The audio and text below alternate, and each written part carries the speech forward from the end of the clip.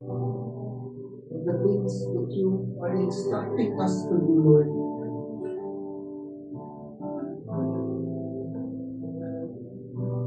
Lord, indeed, you are the one who called us tonight. You are the one who orchestrated this moment.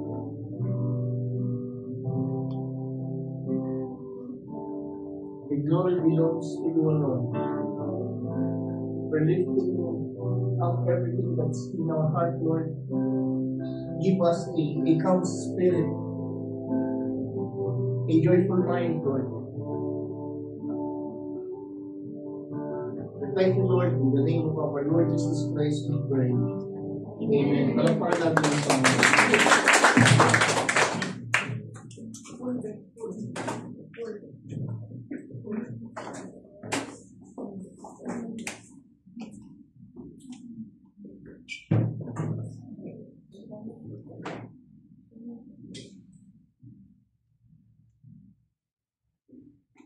Lahat ng uyak ng Kristo.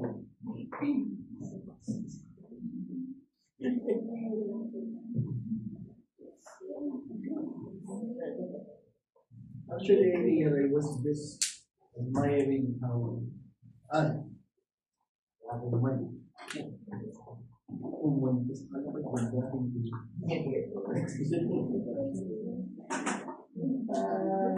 Dali lang, saya-saya ko pa naman. Pinagmuli ko itong DC natin. Kasi sabi ko, pag malamig ka na DC ah.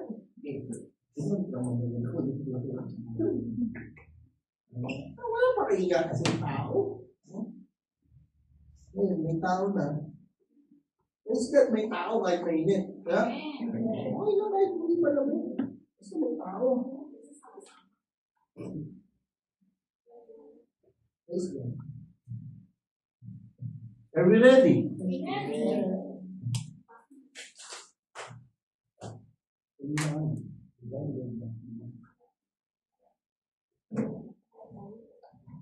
If we are given a chance to know kung kailan tayo mamamatay, patay natin ang usapan natin. Chuman agad. Kailangan naman. Given a chance to know kung kailan tayo makakasakit, boring na yan. Pangit ang ano. Diretso tayo. Given a chance to know. Diba? Halimbawa, para masaya kung sino mapapangasawa natin. Sa mga single man, para masaya. Given a chance to know kung sino magiging kasama natin habang buhay. Actually, pinapakita yan ni Lord. Given a chance to know kung tayo sa patay.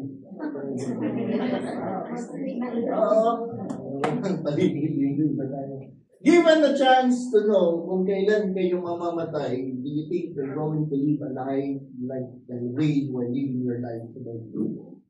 Tingin nyo, parehas pa rin ba? Knowing, halimbawa, next week, pasayahin natin. Amoy lupa ang isang daan. Tagal na siya ang isang daan. O, halimbawa, anong average age natin dito? Sa average? 80. Hindi, dito sa congregation, pag ilang pitong million natin age. Ang bata po man sila, so maganda ang congregation natin. Oh, I take it. So 30 ang average age natin ngayon. Knowing that we're going to die 5 years from now. Diba? O 1 year. Tagal ha? O knowing that we're going to die a year from now, do you think we're going to live again a life that we used to live today? Tatamarin pa kaya tayong mag-worship? Tatamarin pa kaya tayong mag-pray?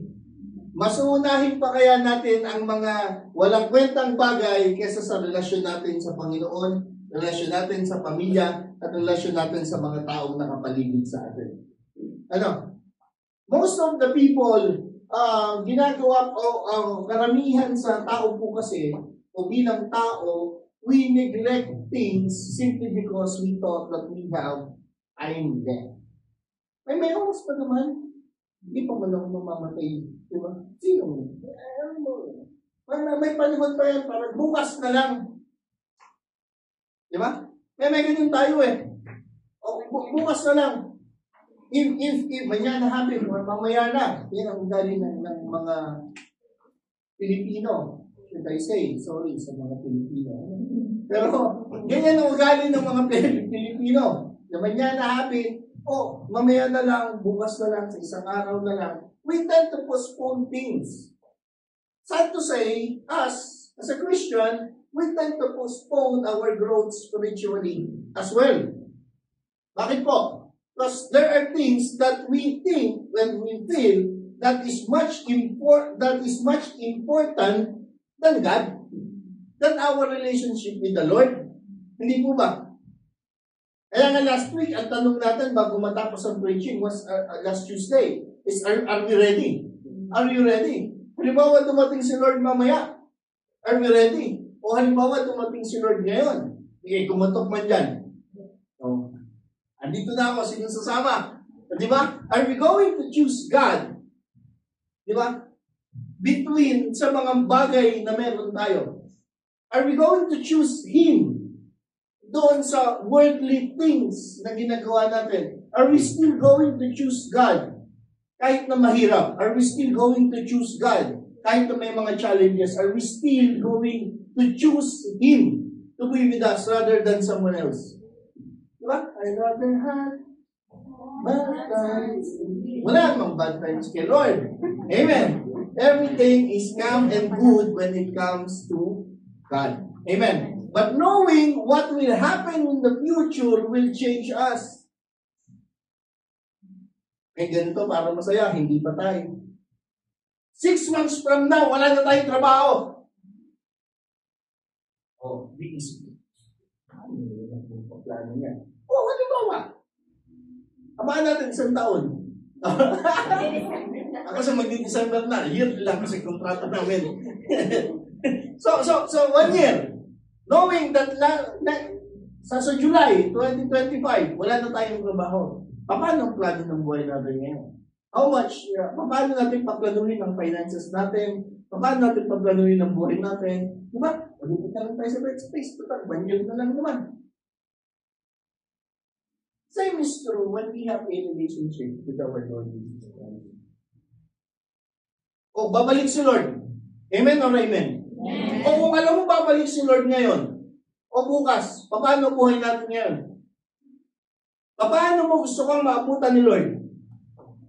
Alam ko, dadating si Lord bukas, gusto. Lumuhod na tayo hanggang bukas. Tumingi talaga tayo ng sorry. Diba?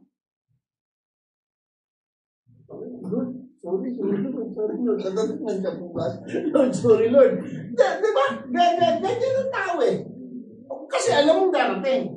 Pero pag alam mo hindi pa siya darating, we tend to continue the things that we are doing as if He is not coming back.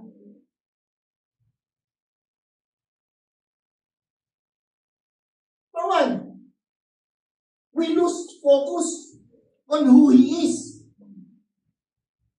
Nasa sentro ang atensyon natin sa ating sarili. Hindi mo ba? Kasi, alam mo, I pray that each and every one of us will still have that burning desire. Nung una natin nakilala ang Panginoon. Sabag tumatagal, parang nawawala eh. Diba? Nasasanay ang tao eh. Mind you, na boring ba ang church? Hindi naman. Let's say, we're continually doing things that na pare-pareho lang. Kung man lagi yung salita, man ako ng salita dito. Nakaka-boring ba? In my part. Kasi alam ko, mag-aaral na naman ako. Mag-meditate, mag-pray. Kasi iba ng trabaho ko dito. O yung magpapiano, yung tutugtog. Every Tuesday na lang, every Saturday na lang. Ganyan ang ginagawa natin. O ganyan ang ginagawa nyo. Nakaka-burden.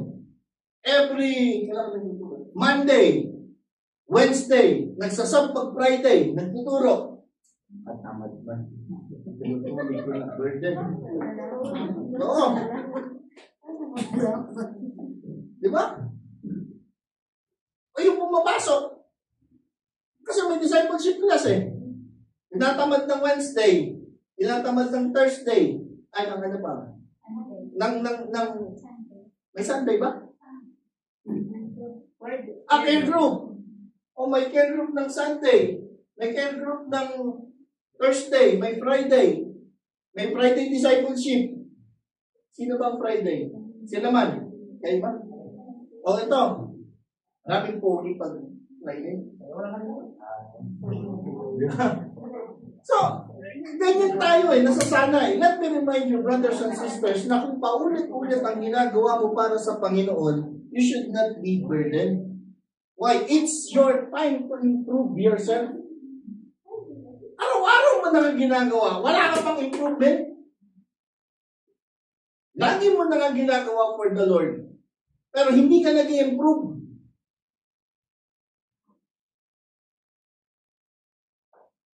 Dito ang tingin para hindi halata tayong pinag-uusapan natin. Dito na. Wala na.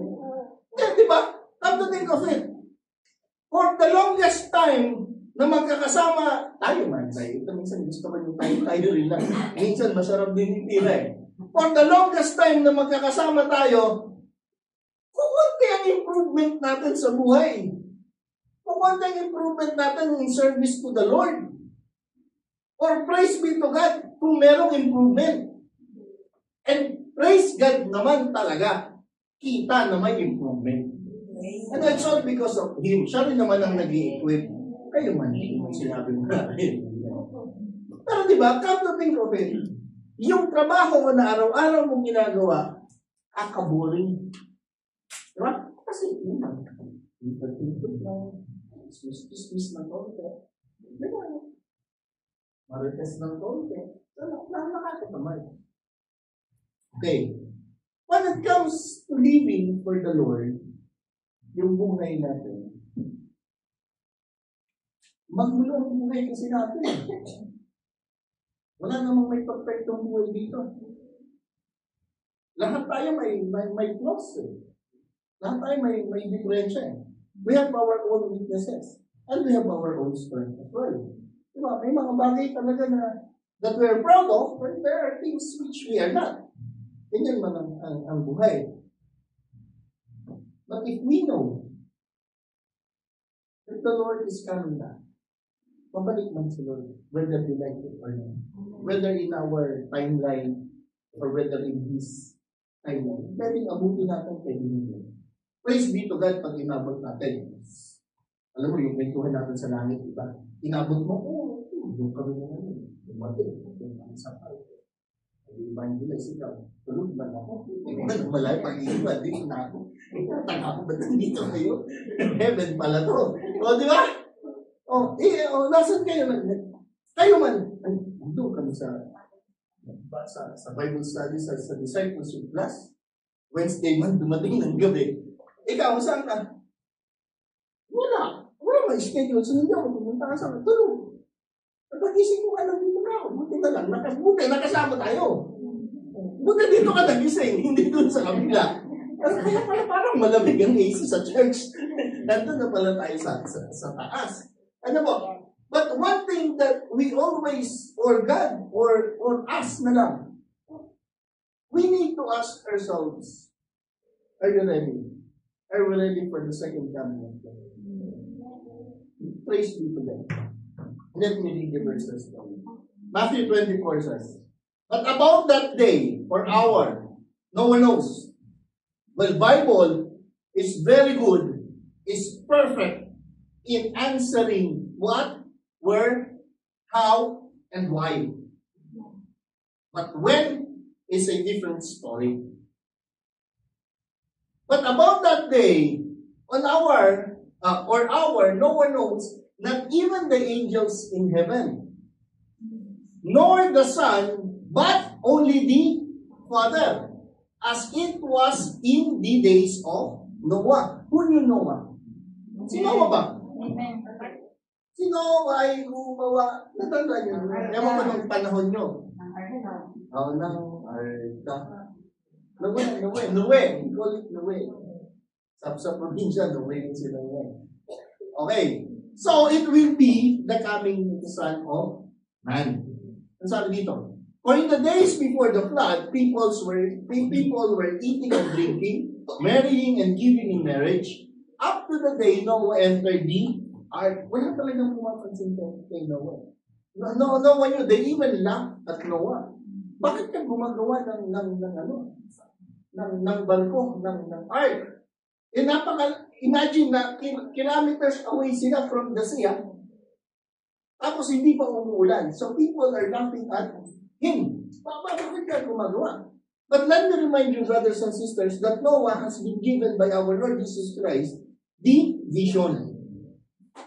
Binigyan man talaga siya ng vision that there will be a flood. He received specific instruction. Okay, Noah entered the ark, and they knew nothing about what happened until the flood came and took them all away. That is how it will be in the coming of the Son of Man. So, paano daw babalik ang Son of Man? In a manner that we don't know. In a manner that we don't know. Let me remind you that after Noah, God has its own covenant with us as well, that He is not going to flood again the earth. Rainbow ang covenant. Ayan man. Yan ang covenant between God and man na hindi niya babahayin ulit. Two men will be in the field. One will be taken and the other left. Two women will be grinding with a hand mill. One will be taken and the other left.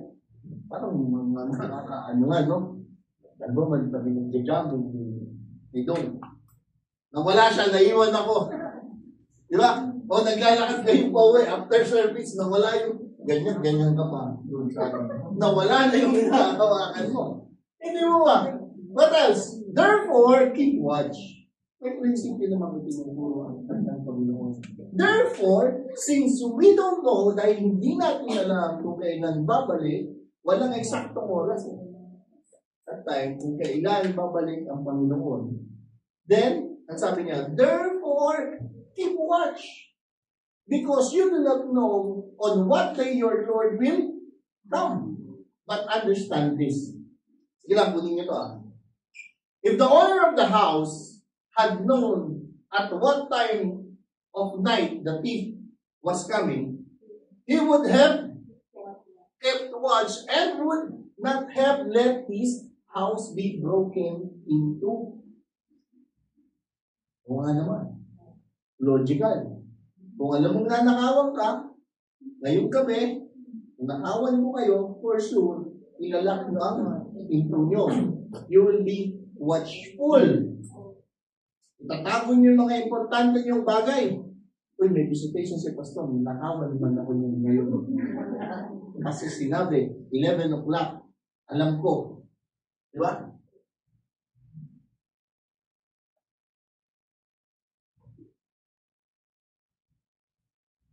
Okay. So guys.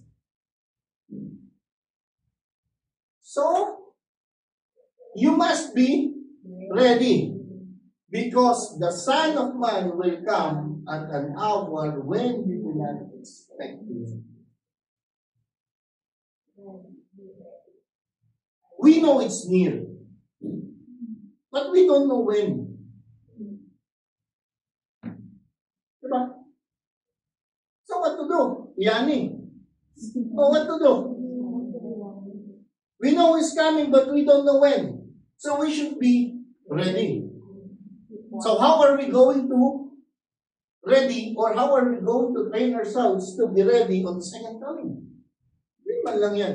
Nasabi, be ready. Sa baba naman ako mag-ready. Di po ba? Kasi even the angels, even our Lord Jesus Christ, don't know when He is coming ba? Ang tama sabi dito. Pastor Yupo, sabi sa Mark 13:32, sinabi din yan kanina sa early verses. But about that day or hour, no one knows. Not even angels in heaven, nor the Son, but only the Father. Isipin niyo ang usapan sa langit. Ngayon, where our Lord Jesus Christ is. Diba? After the resurrection, He is seated in the right hand of the Father. Ang sabi, di ba? Nakita ito ng angel, kailan ka man mababa? Bigo lang. Ay, gusto nyo, tanongin mo si Pastor. Eh, di ba? Imagine that triunity of God. One God in three persons. God the Father, God the Son, and God the Holy Spirit. But it is only the Father who knew when our Lord Jesus Christ is coming. Hindi naman sinabi that I will come on the 20, even Peter who wrote that Jesus Christ is coming back in first century ago, 21st century na yun. Diba? Ilan na? 22nd na, 24th. Ang nakalipas, hindi pa siya bumabay. But we must be ready. We must be ready. The Bible is telling us we must be ready because He is coming back in the time when we are not expecting Him. Kailan yung we are not expecting Him? Hindi ko alam. Kasi we're not expecting Him anytime soon. So how are we going to prepare ourselves? Hindi po ba? Enough na ba na mag-church? Ganyan ba? Paano ko i-prepare ang sarili ko? Tapusin ko na para dire-diretso tayo. Who then is the faithful and wise servant? Sa baba. Whom the master has put in charge of the servant in his household to give them their food at the proper time. It will be good for that servant whose master finds him doing so when he returns. Kailangan may ginagawa. Ha? Kailangan may ginagawa. Amen o amen? Amen. Tapos ang sabi, truly I tell you, He will put him in charge of all his possessions. But suppose the servant is wicked and says to himself, my master is staying away a long time. Hindi pa man nagpapagod sunod. Diretso lang ako sa mga ginagawa ko. But you are not expecting. Hindi natin ang kailan. And he then begins to beat his fellow servants and to eat and drink with drunkards. The master of the servant will come on a day when he does not expect him at an hour he is not aware of. He will cut him to pieces and assign him a place with the hypocrites, where there will be weeping and gnashing of teeth, which we all know is hell. Alam mo, hanggang 25 kasi may tatlong parable which will teach us to be ready when on the second coming. We don't know the day, we don't know the hour, but we need to be ready. Amen. Now, how to be ready? On this parable, Jesus is the master. We are the servant that was being entrusted. Ano po? We are the servant that has been entrusted by the Lord Jesus Christ to take care of alin? Ang sabi kanina sa WC, God gave us dominion. Genesis 1:26-27. Diba? God gave us the dominion over all the earth. Ano po? Now, we are the servant. God is the master. Ano ba?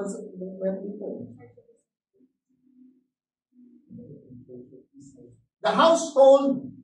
Ano? The wicked servant and the good servant. We are the good servant. When God has entrusted to us, who then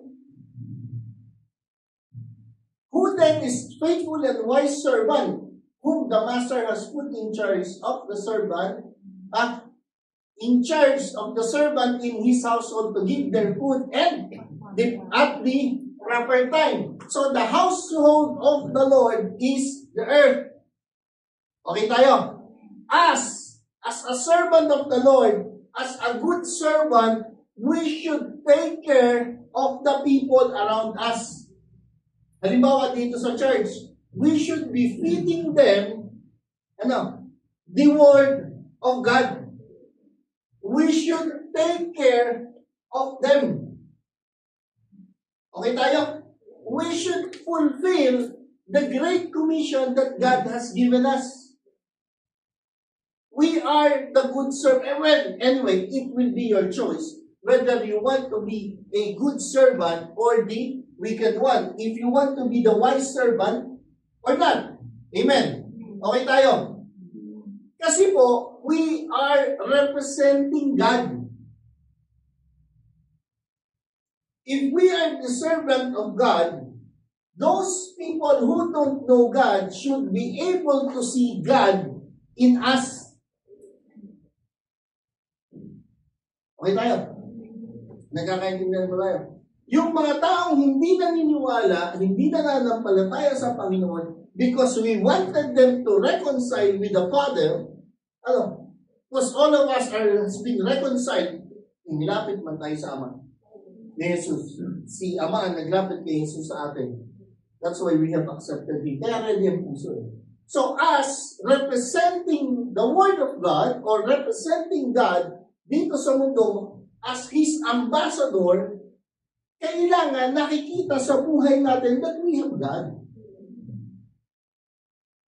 Amen. Papalagay nga po ako ng 2 Corinthians. A wise servant represents God. Meron po ako. Hindi ko na alam kung saan ko ba nilagay. Okay.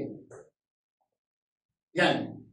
2 Corinthians 5 verse 20 says, we are therefore Christ's ambassador, as though God were making His appeal through us. We implore you, Paul is saying, on Christ's behalf, be reconciled with God. Okay. As a wise servant of God, we are His ambassador. Okay. Alam niyo ang trabaho ng ambassador? Sino ang ambassador ng Pilipinas? Hindi ko kilala.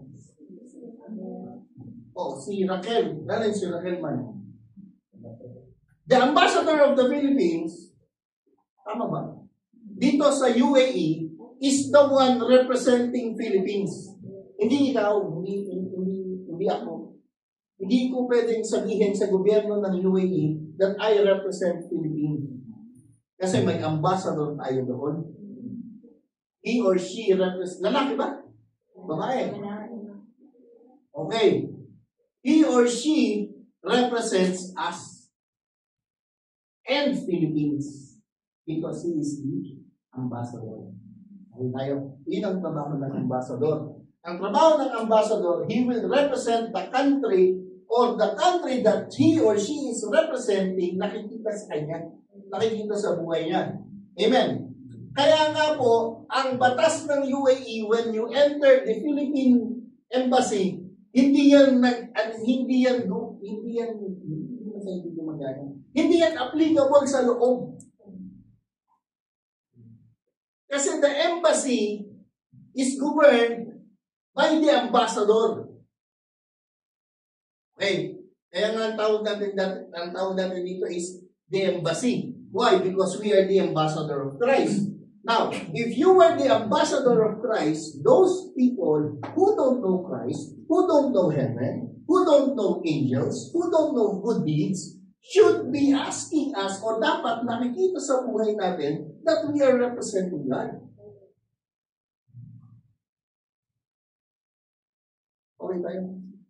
As an ambassador of Christ, if someone asks you, or if we are claiming to be Christian, Christ-like, or in Christ-likeness, kaya nga Christian, halata.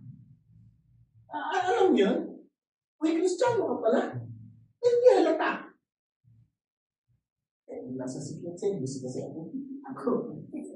Di ba? So in behalf of Christ that we are representing, ano po, dapat makaakay tayo ng mga kaluluwa which will be reconciled to the Father. Yun ang ginagawa ng good servant. Diba? Good servant will be able to understand who the master is. Ano naman dito sa ano? Who then is the faithful and wise servant? Whom the master has put in charge of the servants in his household. Pag ikaw ang servant, you know what your position is. Amen. Are we a servant of God? Amen. Okay, if we are a servant of God, it is God, ang dapat na susunod sa buhay natin, not us. Servant ka man. Kailan pa nasunod ang empleyado sa amo? Hindi mag-suggest. Pero sabi ng Lord, nasaan ka? Nung ginagawa ko ang bundok. Diba? Where were you? Pero come to think of it, if we knew who we are in Christ, diba? We are a bond servant. Hindi naman tayo alipin, but we choose to be a servant of God. Diba? Alam niyo yung bond servant? Ang bond servant is the one who choose to be with his master kahit malaya na siya. Let's say I'm going to serve si Dong for 7 years bilang slave niya. After 7 years, nabaitan man ako kay Randy. He take care of my family. So kahit tapos na yung pagsisilbihan ko sa kanya, pupunta kami sa gate ng city kasi I will wear an earring representing that I choose to stay with my master. That I am free, but I choose to serve my master. Ganun din po sa Panginoon. Our Lord Jesus Christ has set us free, giving us a choice to choose between Him and the other side of darkness. We know who our master is because we are His servant. Pag sinabi ng master na ganito, we obey. If the master is telling us to do something, we will do it for him. Ang problema, we thought or people are thinking that if you are a servant, alam mo dahil siguro matagal na yun yung isang sinasabi ba? That we, for the longest time that we are serving God, we thought we have the authority over God. God has the full authority over us.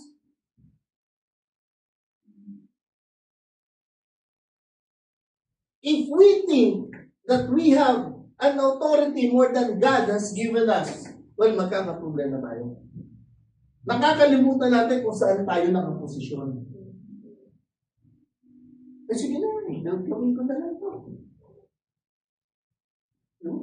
Mind you, that we are serving God, because He is the master and we are the servants. Pag naramdaman mo na sa'yo na yung authority, hindi sa Kanya, then you will lose sight of Him. Diyan papasok ang wicked servant. That if you lose sight of who God is in our lives, ang masusunod kasi sa buhay natin tayo Kasi nakalimutan mo na may master ka. I am the master of my own fate. Sabi niya. The captain. Sabi niya. Mandela. Ito po pa pangalan ni Mandela. Pag ganito, we keep on declaring, or we keep on saying, or we keep on telling people that we have a God. We have a relationship with God. We know who He is. Our God is our master. Ngayon, landlord nga Diba? Pag ang landlord, hindi nga tayo makapagpakabit ng AC kasi wala pa tayo. Approval. Hingan pa natin ng approval mo. Kasi hindi man natin to. Di ba? May landlord eh. Tenant tayo eh. So we don't have the authority to do it. Pwede man. Pero sahin natin. But who knows what will be the penalty? Bakit? Because we choose. Pag ginawa natin yan, we choose to obey ourselves rather than our master. That's it. Sabi kanina, kung hindi naka-align sa will ni Lord, sa Proverbs, magpaliwanag kanina, please dito na. Well, if we are doing things which is not aligned to the will of God, we are choosing ourselves to be the master of our life.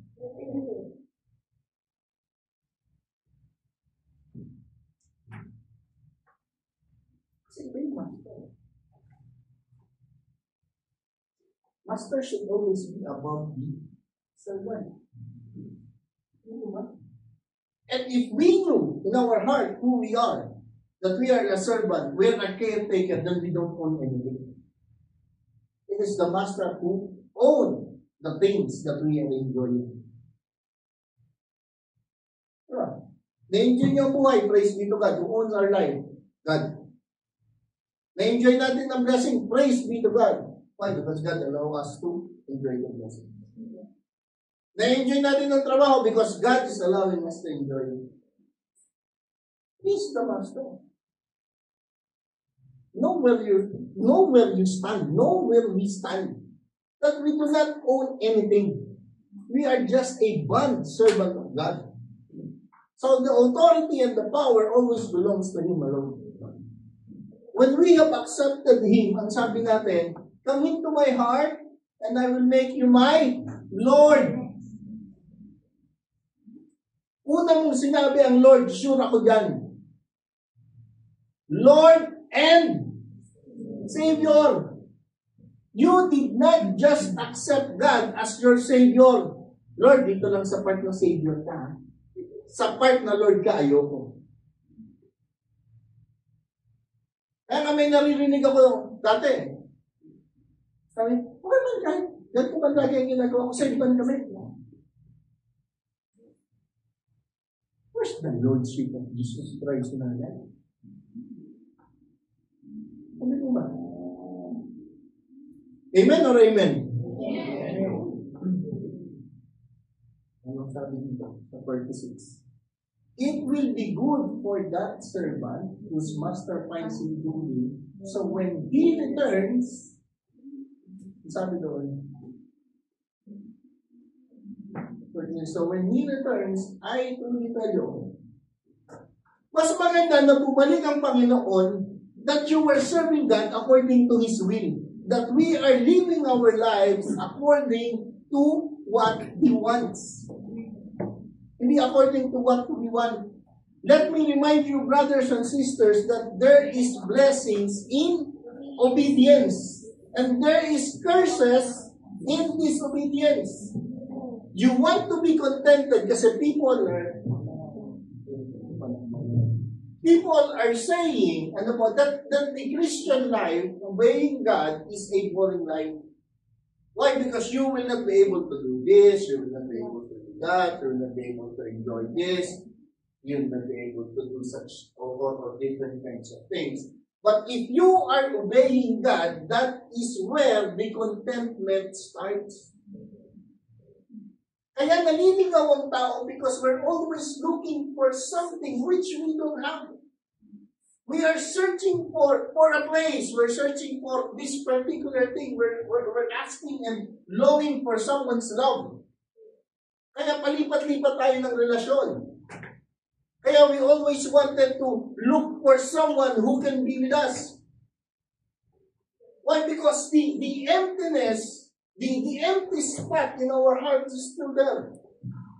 Which it is only God who can fill that emptiness. Then, obeying Him will start the contentment in your life. Pag sinimulan mong sundin ng Panginoon, then you will be content. Yung contentado. Anong tawag doon? Contented. English man sa Tagalog.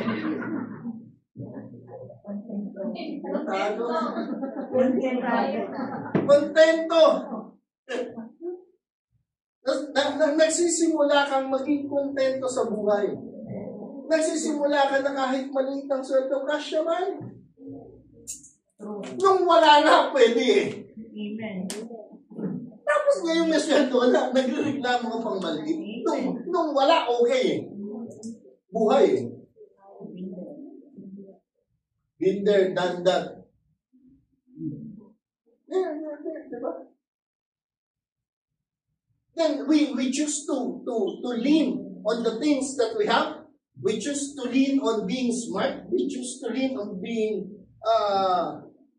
we choose to lean on what we have rather than praying and bending our knees to God. Are you a servant? Are we a servant of God? Or are we a servant of our own desire? Because kung sinusunod natin is the desires or the fleshly desires natin, then we will be a slave until our end. But if we will choose to obey God, knowing that He is the Master and we are His servant, kontentong buhay. Masaya pa kasi you are being ready and you are being trained for the second coming of our Lord.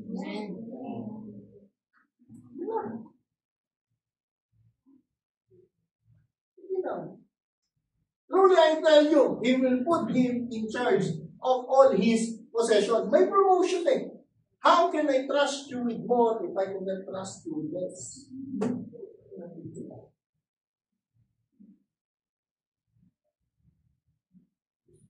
Hindi naman tayo sa mga sample ng yun.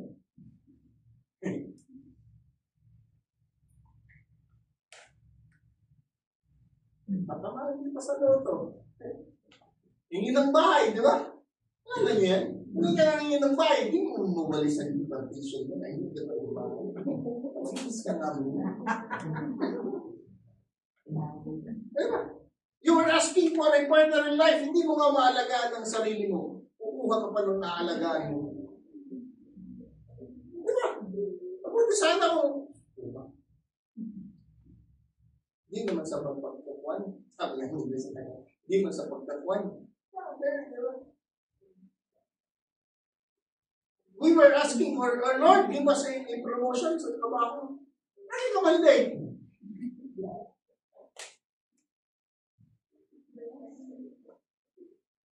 Wala, pinatamaan ko. Di ba?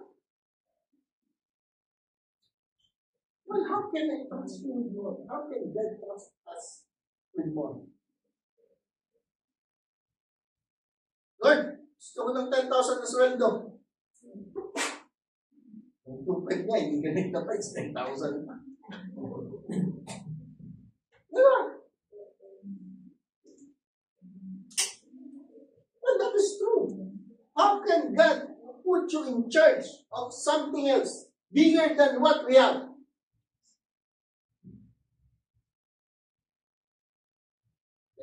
Alam niyo yung trials. And siyempre, alam. Diba? Alam niyo yung mga pain. It helps us develop the things, or God is disciplining us to hold things. Alam mo, tinuturuan ka ng Panginoong hawakan yung mga bagay na dating meron ka na hindi mo nahawakan. You know why? Because God wanted to bless you more. Sana doon ka nakatingin ba? Sana doon tayo nakatingin. That after all of this, after all the things that happening around us, God is going to give us the blessings that we are praying for. Why? Because we are ready. Diba? Believe me, I learned it all in the hard ways.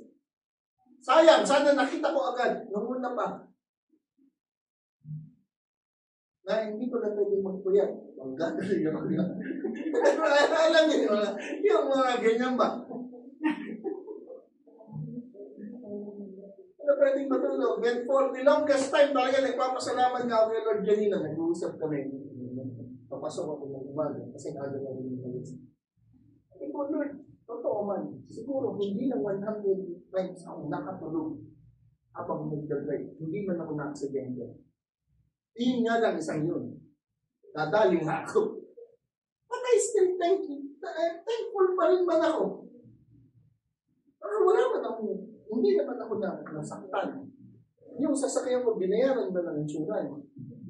Nagre-rent man ulit ako may lang. Wala man akong kamo yung pag nakakita mo na belong yung tanda. Trauma! Wala man akong ganun acto sa katawan ba? Oh.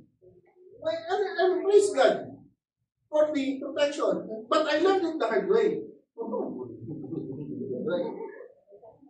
Diba?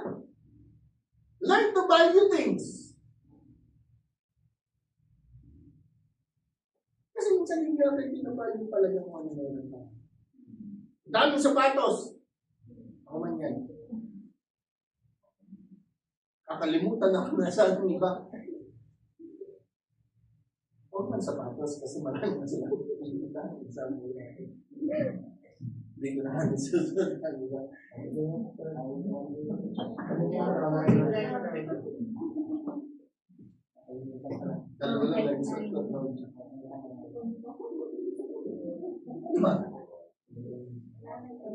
Ano ba yung mga blessing na hindi natin nakahawakan? Oy, alam mo, pera. I think we're all going to agree with you. Ang sarap ng maraming pera. Aba, sige. Diba? Parang hindi mauubos. Hanggang sa eventually, nare-realize mo na pag-sweldo, balance na lang na itong bayad. Diba? Tapos the next month, overdraft ka na. Tapos the next month, kasasweldo lang, wala ka ng pera. Nakalimutan mo na yung nagbigay ng pera sa'yo. Kasi inuna mo na yung pinagkakautangan mo.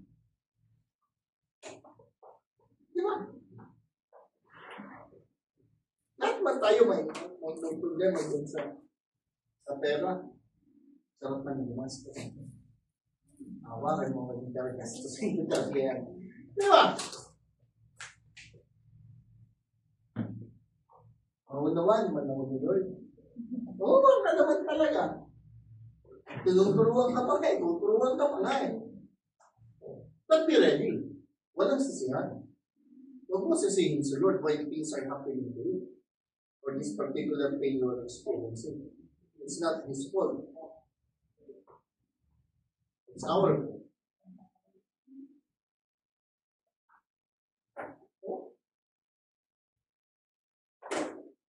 Lord, ba't nangyayari sa akin to? Gusto mo ba ng word sarili mo? Alam mo yan? Minsan may drama tayong ganyan eh. Lord, ba't nangyayari ito? Tumigil ka sa pag-iyak, mag-isip ka. Alam mo, sagot dyan. Alam mo pa kung bakit? Because we are being wicked. We choose to obey ourselves and not surrender to God's will. Yun ang sagot.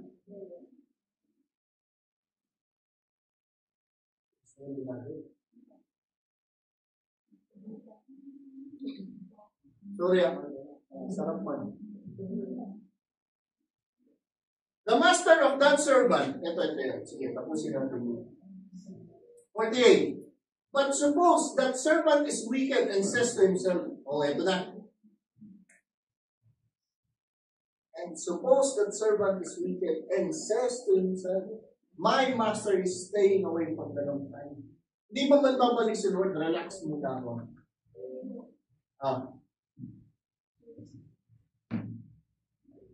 Last time na pag-usapan natin. O sige, hindi man siya babalik agad. Halimbawa na, kung mamatay ka. No. Totoo naman. Hindi naman tayo habang buhay. Ayoko man ang habang buhay. 100. Ayoko rin.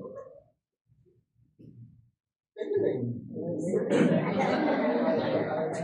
Kasi ka makakalakad, ha? Ganito ba? Pero kung nakaigaw, baka pwede naman request. Diyan. Pwede naman, maka-request na. Gusto nyo ng maraming pera, you know why? Gusto nyo naman malaking sweldo ng pera, and God is going to give you increase. Ano yung ministry? Because God will fund it through you. Oo. Totoo yan. O, care group. Ilan ang care group mo? 3. Lord, may 3 man ang care group. Gusto ko man sila nag-libre pa minsan sa labas. Ang masarap ang pinakain mo. Lord, bigyan mo ako ng fund for this ministry. Alam ka namang, ibinibless ni Lord din. Alam ka namang, may ministry ka na for the Lord, tapos hindi niya yung ipapan. Hindi ako naniniwala dyan. We have started this church with 0. Totoo naman. Ang pondo natin is from Dubai. Maraming salamat sa buhay. Kasama namin sa Dubai.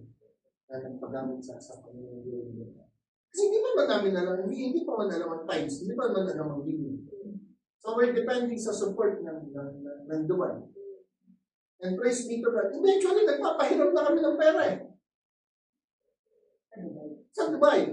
Hindi nagpapahiram sa tao kasi it's not our money, but it's church din naman kasi in return naman sa kabutihan man nila, tinuro din naman nila ang Panginoon. Pero nung may pera man tayo, hindi nga kalakihan, pero hindi, kumbaga sa pamilya, hindi man tayo gutom. Di ba? Why? That's why we keep on planning. That's why we keep on praying. Lord, ano ba yung mga ministry na namubuksan mo? Kasi we're aiming for more. Ipapat man yan. When we aim for those people who went outside the country for a ministry, for a short-term mission, binigyan man tayo ni Lord ng pera. Pambili ng ticket, pambayad ng ministry fee. So, kung ikukumpute mo, malaki din. Ito totoo, di ba? Pag kinumpute mo, pag pinagsama mo, usually $500 ang ministry fee. Parang gano'n, no? Tapos yung ticket, yung visa, yung lahat. May sukrito ka eh. Pero binalik mo ulit lahat ni Lord. Doble pa. Mas marami pa ang binalik si Lord. Di ba? O yung church na to, we're paying pagkano ni Lord. Pero, tingnan mo naman. Ang gaganda man ang binadala ni Lord. O, di ba? Tingnan nyo naman. Oh, they're starting their own ministry. O, may mga cell group leaders na. May mga nagbabible study na. May mga tumatayo na. Why not is the product? Hindi na. Pag wala na kaming pera, dumadanas kami dati, praise be to God. Anniversary na, wala mong pera. With advance, yun ang tights yun, kailangan natin ng pera. Oh, kinakawit mo ni Lord. Ngayon, may pondo man tayo, pero may papasok tayong cheque, and let me announce it. Para alam niyo rin ba? Hindi po ako humahong ng pera. Si Mama yung siyang naghawak ng pera natin. Pero sa ATM, and it's just, kung meron po tayo na expense, sasabay din na liwanag. It will be decided ng hindi lang isa. So may pera tayo, 25,000. For the ministry. Although may mga nakaabang na cheque na babayaran. O, di ba? Ngayon, may drum set. May keyboard. May mamahaling gitara. Di ba? Gusto nyo talaga. Subukan nyo lang. Pag hindi totoo, balikan nyo ba? Basta di man totoo. Nagkaroon naman ng increase ka kay Lord ng blessing because of my ministry.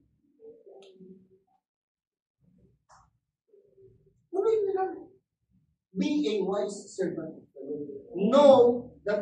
Know your place as a servant depending on our master. Siyempre, kung servant ka ni Lord, hindi kang punto kay Lord. Amen. Lord, may ministry ako, pwede magpunto. Siyempre, alam nga naman, it's either natagdagan ka ni Lord ng sweldo, pero sa'yo talaga magbigay. Sino ang gagawa ng dito? Let me remind you that how big your ministry is. Gusto nyo ng malaki dito. It depends upon your ministry. Hindi ko sinasabing kailangan, alam mo yun, baka magkaroon kayo ng konsepto, ay dahil wala akong ministry, wala akong ganun. Hindi ganun. What I'm trying to explain is that if you want to have an increase in life and you have your own ministry, trust God. Magpagala kayo. Amen. Naiintindihan tayo. Let me remind you, brothers and sisters, that stay being a wise servant. Kasi ang prinsipyo ng Panginoon, kung merong maganda, lagi siyang may kapalit. Lagi siyang may opposite. The master of that servant will come on that day. Ito yung wicked. The master of the servant will come on the day when he does not expect him at an hour he is not aware of. Ang wicked that. Okay? He will cut him to pieces and assign him a place with the hypocrites where there will be weeping and gnashing of teeth, which means death.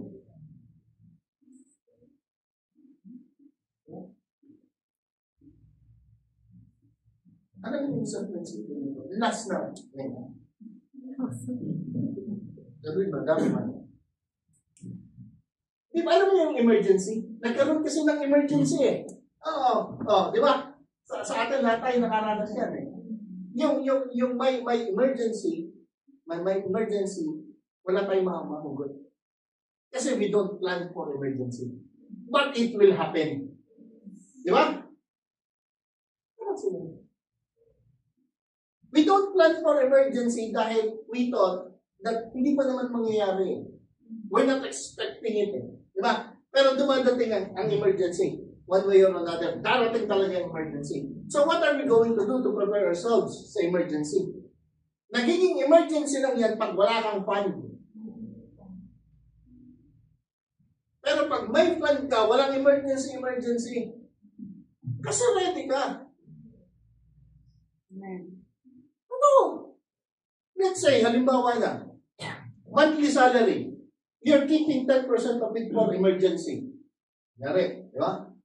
Tatabi ng 10% for emergency. Emergency fund, ibig sabihin, you're being ready. Kaya ka nagtatabi. You're being ready for emergency. You're being ready for the Lord, that's why you're doing and obeying God. Para hindi ka masyak pagdating niya. Ay, nandiyan na pala. Walang ganon. Why? Because you're ready. Same is true in emergency fund. Pag biglang so-called emergency, may fund ka, then that's not an emergency anymore. Hindi ka bigla eh. Why? Because you will keep on something for that emergency. Matarating siya unexpectedly.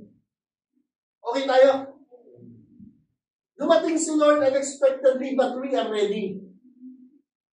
Why? Because we choose to be a wise servant of the Lord, obeying Him, knowing that we are a one servant and He is our master.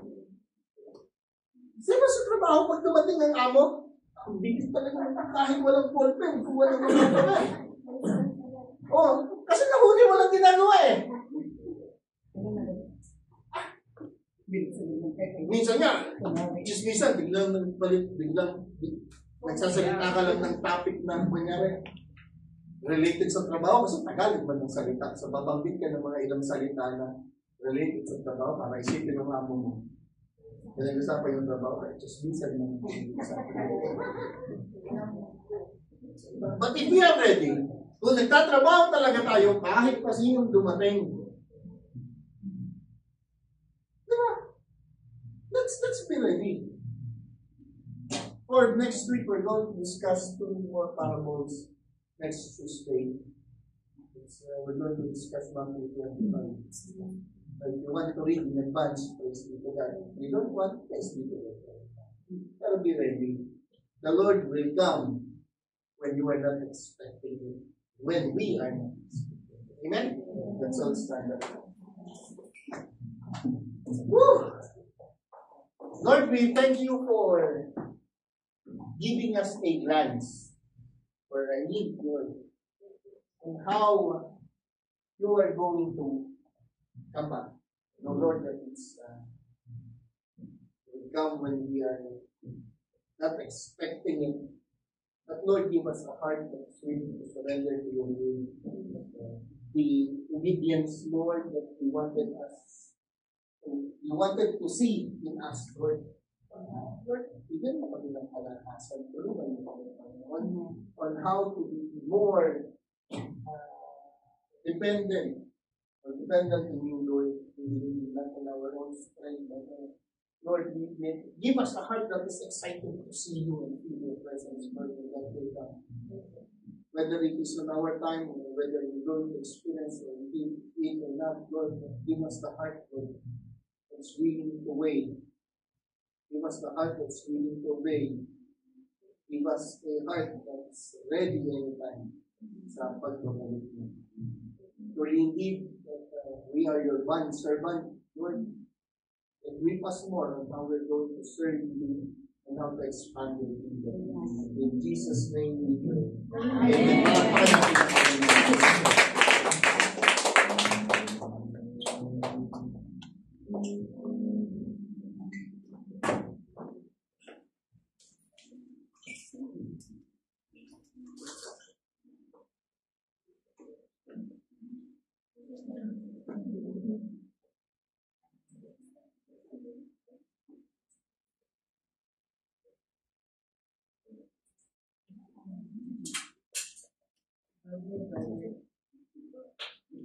Praise the Lord.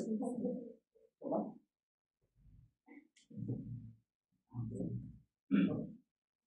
Praise God.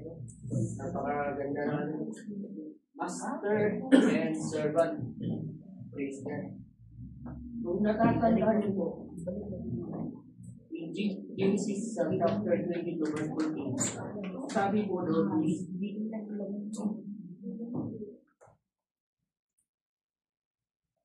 in that place, God will provide.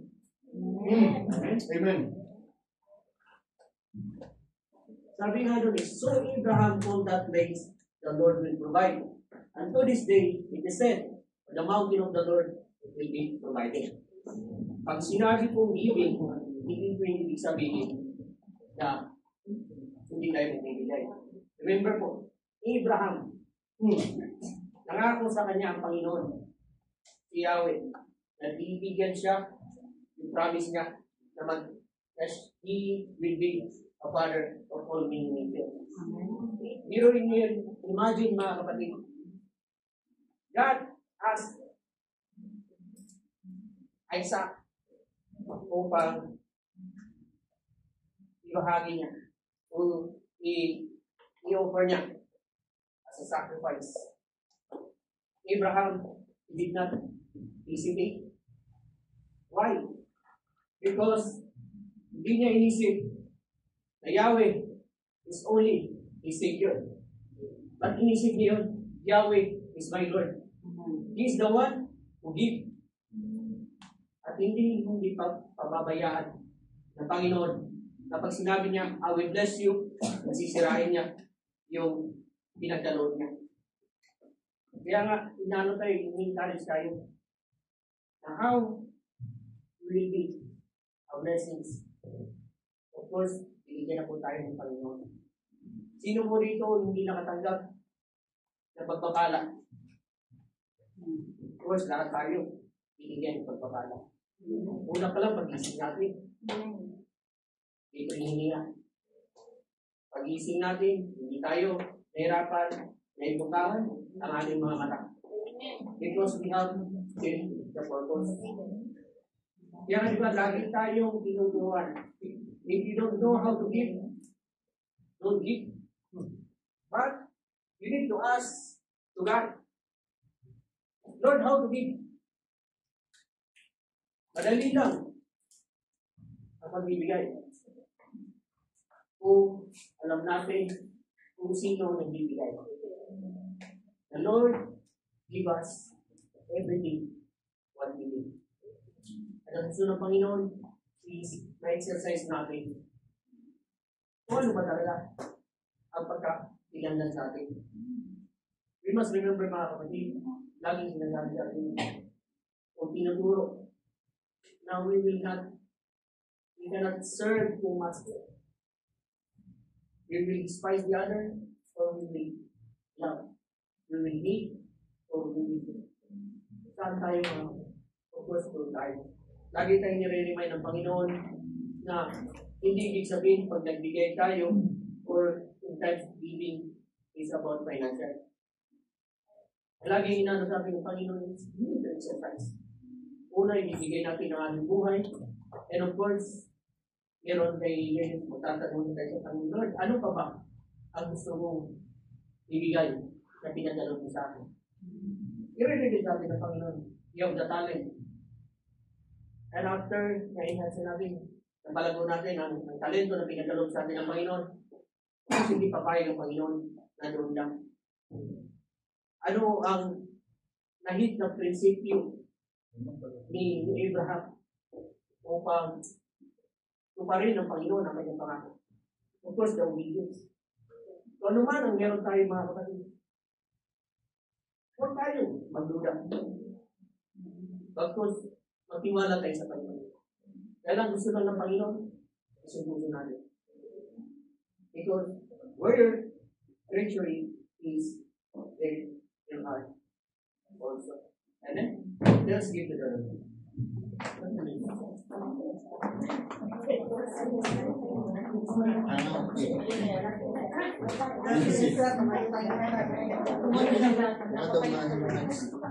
Ministry maestro yan.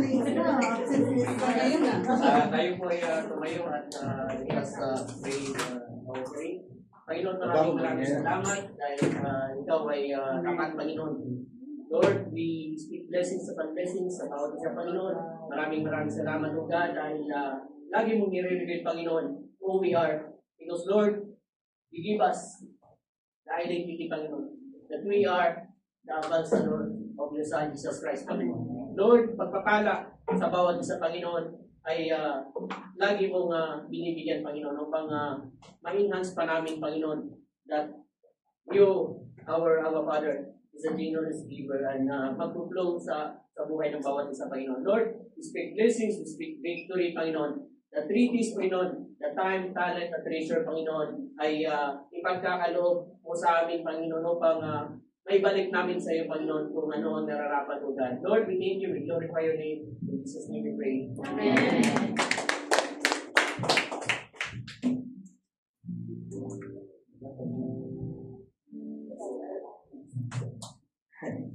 Patuloy natin tanggapin ang pagpapala ng Panginoon. Let's all raise our hands for the benediction. May the light of our Savior return, illuminate the hearts of all who seek Him. As we await the second coming of our Lord, may our faith be steadfast, our hope unwavering, and our love boundless. That the promise of His return inspire us to live in a righteousness and peace, spreading His grace and mercy to all others, to all corners of the earth. May we be found ready with love, strength, and heart prepared, rejoicing in blessed assurance that He will come again in glory. And all the saints says, Amen.